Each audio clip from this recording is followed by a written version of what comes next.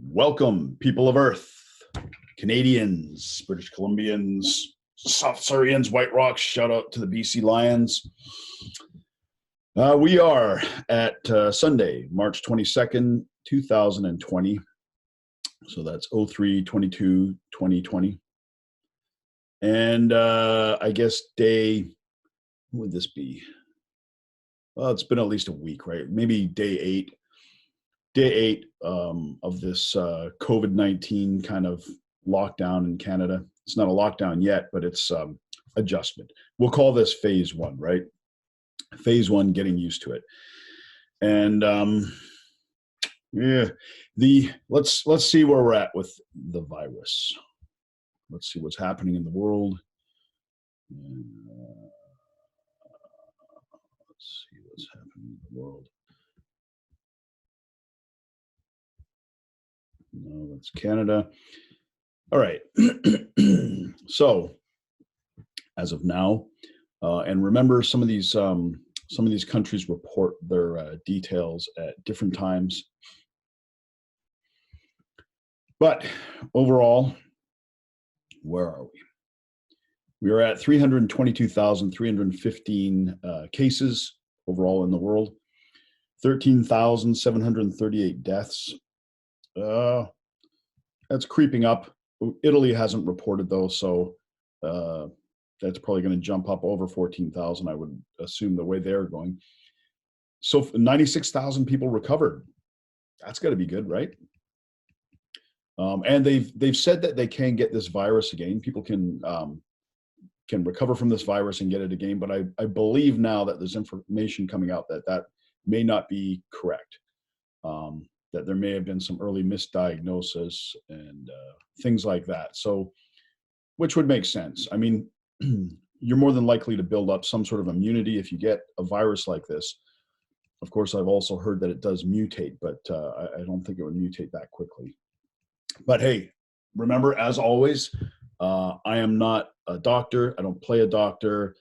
I'm not even a chiropractor. I'm just some fool that runs a business. Okay. So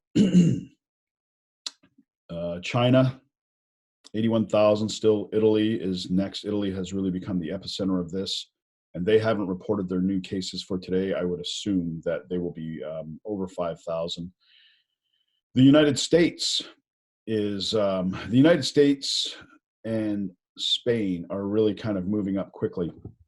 And we'll take a look at them in a second. But one area I wanted to draw people's attention to that I found quite shocking, actually, is Iceland. Iceland, there's 568 cases in Iceland, 95 new cases. That's a lot. Like anytime this is increasing by more than 10% a day, well, even 10% a day would be a lot. One death, thankfully, so far, but the thing to remember with Iceland is there's a population of about 350,000 in Iceland, give or take a few thousand.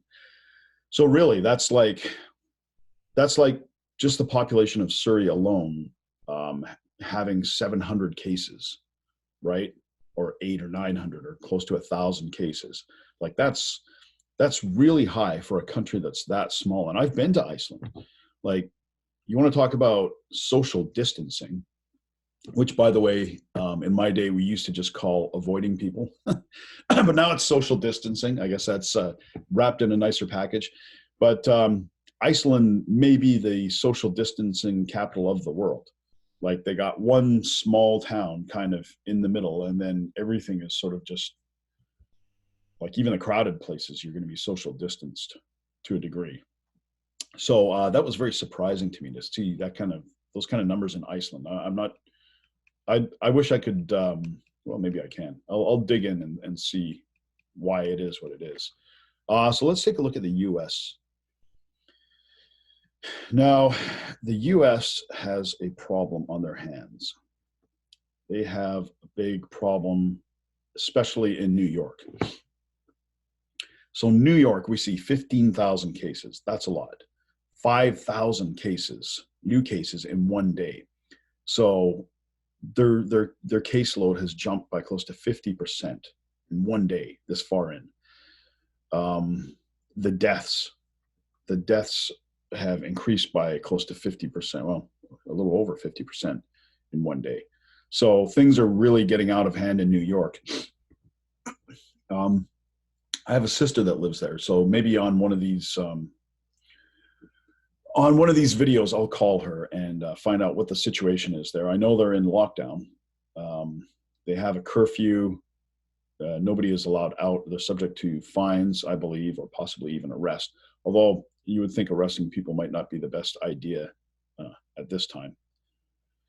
If you're looking at social isolation, unless, of course, you're going to throw them in the isolation chamber or the solitary confinement, we might say, right? So, and the overall situation with the United States is, I believe, New York, Illinois, and California. California looks like it's actually done a pretty good job of keeping things under control, comparatively speaking. But I believe all three of those states are under a curfew of sorts. Actually, before I continue on, I just want to give a shout out to the COVID isolation assistance in White Rock, South Surrey. So a friend of mine started up this group. His name is Manny Amar. And basically what they do is they're making deliveries for people that are vulnerable, people that can't get out to grocery stores, having issues getting the things they need, all those sorts of things. And they're based out here, and they're really doing a lot to help people. So let's give a shout out to them, the COVID isolation assistance, White Rock, South Surrey. Let's take a look at how Canada is doing overall. And yeah, BC still way out in front with the number of cases. Disappointing. Overall in Canada, we have 1,323 cases. I don't know if every province has reported, though, for today. Some things that are kind of disappointing to see. The Northwest Territories had essentially cut themselves off from not only the world, but the rest of Canada. They had 0 cases, but now they have a case. So let's see what happens there. Hopefully, I mean, 1 case, hopefully they should be able to get that under control. Newfoundland and Labrador have done the same sort of thing, isolating from the rest of Canada. And I believe Nova Scotia has done it as well. And as I said in last night's video, this is coming for all of us, okay? I know Parliament is meeting on Tuesday, and, you know, so I had predicted between a week from yesterday, between a week and 2 weeks. I'm revising that prediction. I'm thinking this is going to come much faster. I would say by the end of this week, we are going to be in lockdown. So expect that. Expect all of that stuff to come down the pipe pretty quickly. And, you know, aside from that COVID isolation, I think we should, the COVID isolation assistance, that's Manny Amar's group running around South Surrey here, and Surrey in general, I suppose. I think we should also give a shout out to all the stuff that works. Like, I was thinking about this morning, and think of how much shittier this would be if we didn't have internet, if we didn't have lights, you know, like if the power was constantly going out and nobody wanted to fix it, or they couldn't fix it. You know, electricians, plumbers, engineers, what about sanitation, right? Recycling, like those guys are all still working. Granted, they're not in as much human contact as retail workers, but I think we can all say that they definitely make things a lot more bearable, right? Can we say that? They make life bearable, especially in isolation. And this isolation, it won't be 2 weeks, guys. This is going to go on for 2 months. Let's hope it's only 2 months, right? That's probably my best guess, is around 2 months.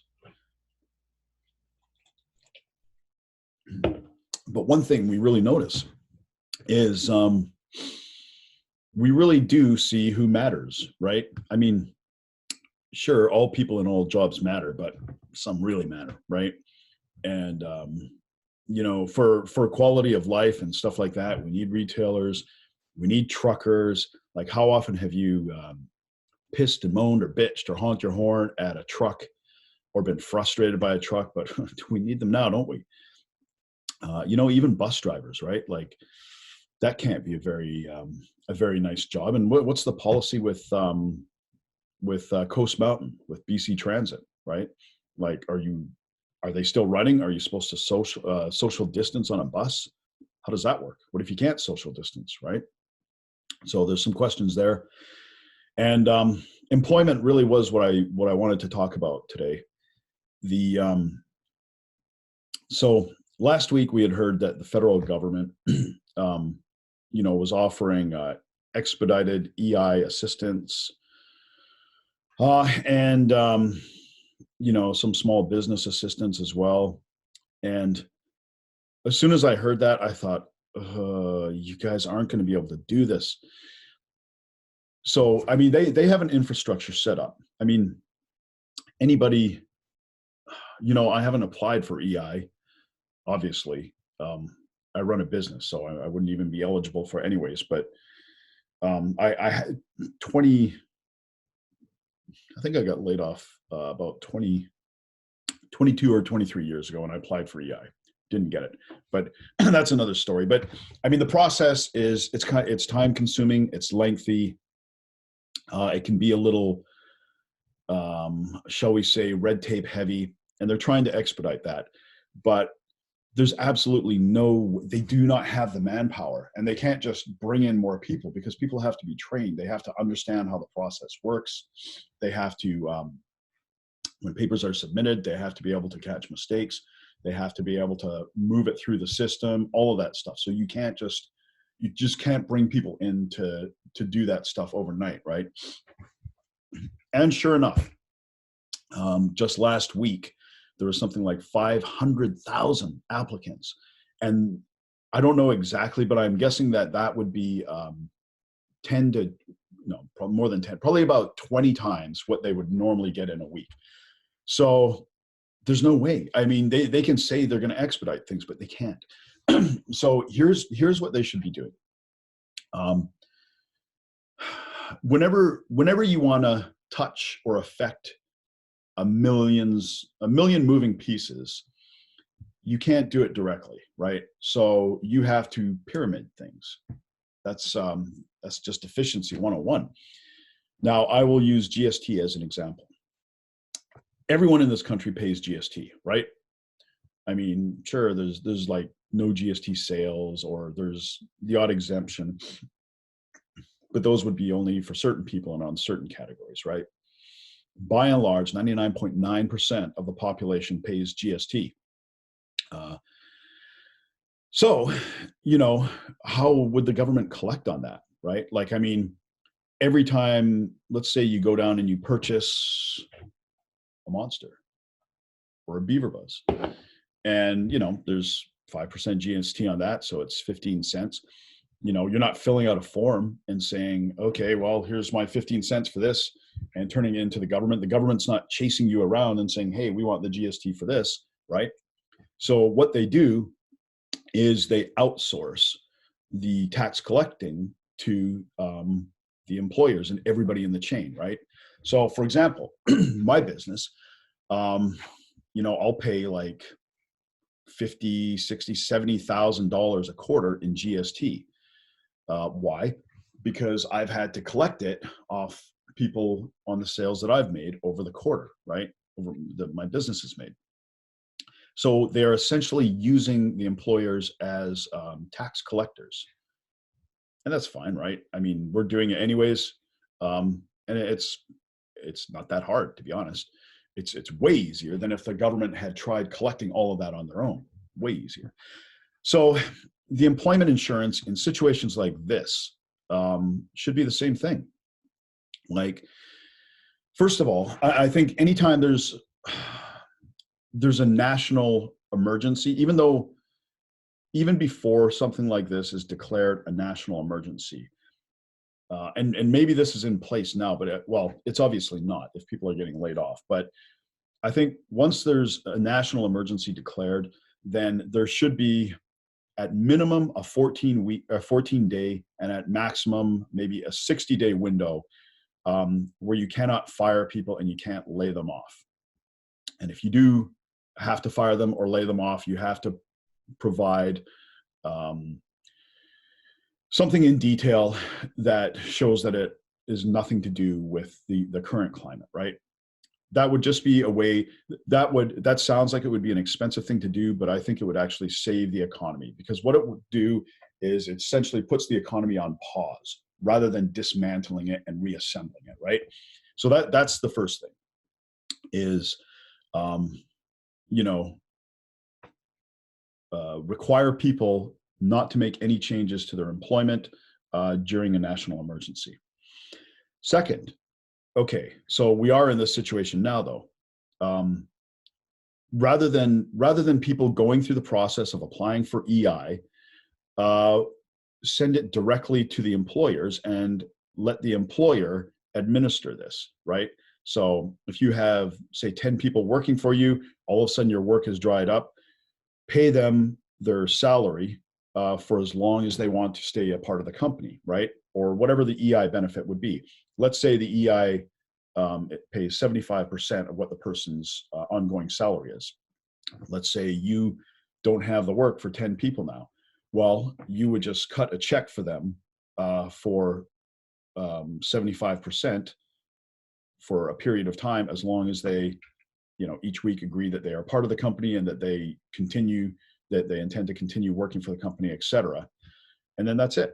And then instead of having to go through this process with 10 different people, the government only has to go through one person. So that's way, way easier, right? Especially when companies have, payroll departments, administrative people, all that stuff, right?